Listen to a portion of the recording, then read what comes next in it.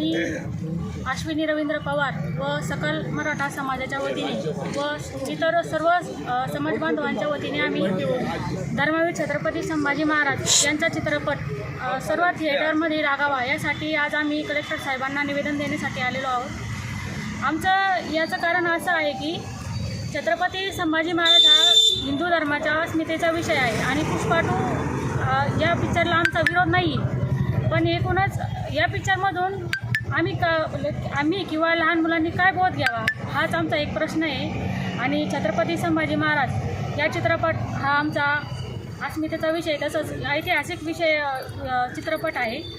या चित्रपटातून संभाजीराजांनी काय यातना सोसून जवळजवळ 40 दिवस त्यांनी औरंगजेबाच्या यातना सोसून जे हिंदू धर्म टिकवला त्यासाठी आज इथे उभे आहोत आम्ही।